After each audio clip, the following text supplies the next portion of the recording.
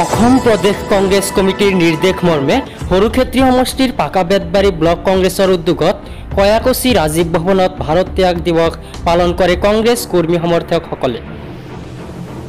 উল্লেখ্য যে 1942 চনৰ ভাৰত ত্যাগ আন্দোলনৰ তাৎপৰ্য বিতংকৈ ব্যাখ্যা কৰাৰ লগতে স্বাধীনতা আন্দোলনত অংশগ্ৰহণ কৰা শ্বহীদসকল তথা স্বাধীনতা আন্দোলনত অংশগ্ৰহণ কৰা নেতাসকলক স্মৰণ কৰাৰ লগতে শ্ৰদ্ধাঞ্জলি জ্ঞাপন কৰে। উক্ত শ্ৰদ্ধাঞ্জলি অনুষ্ঠানত মহামানৱ মহাত্মা গান্ধী আৰু পণ্ডিত জৱাহৰলাল নেহৰুৰ প্ৰতিমূৰ্তিত মাল্যাৰ্পণ কৰে।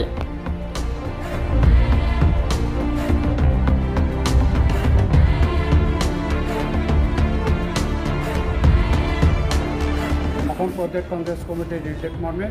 পাকাবাৰী ব্লক কংগ্ৰেছৰ উদ্যোগত আজি ভাৰতবৰ্ষৰ গোটেই ঠাইতে এনেকুৱা ভাৰত ত্যাগ দিৱস এটা পালন কৰিবলৈ কাৰ্যসূচী হাতত লৈছে। আমাৰ ব্লক কংগ্ৰেছৰ ফালৰ পৰাও এই ভাৰত ত্যাগ দিৱস ভাৰত ত্যাগৰ আন্দোলনত বিভিন্ন তাৎপৰ্যপূৰ্ণ দিন হিচাপে আজি আমি মানি লৈছোঁ আৰু আমাৰ এই আন্দোলনত ভাৰতবৰ্ষৰ পৰা ব্ৰিটিছসকলক মানে তেওঁলোকৰ যি শাসন তেওঁলোকৰ যি কুশাসন সেইবিলাক ওপৰৰ কাৰণে সকলো মুখমুখ কৰাৰ কাৰণে বদ্ধপৰিকৰ হৈ এই ভাৰত ত্যাগ আন্দোলনত সকলো জাতি ধৰ্ম নিৰ্বিশেষে সকলোৱে জঁপিয়াই পৰিছিল আৰু সকলোৱে সৰ্বোচ্চ ত্যাগ স্বীকাৰ কৰি এই আন্দোলনত জঁপিয়াই পৰিছিল আৰু সেইকাৰণে 1942 চনত এই আন্দোলনৰ অৰ্থাৎ এই ভাৰত ত্যাগ আন্দোলনক মানে আগষ্ট ক্ৰান্তিও নামেৰেও জনাজাত। যেহেতু মানে কঠিন প্ৰত্যাহ্বানৰ সন্মুখীন আমি সকলোৱে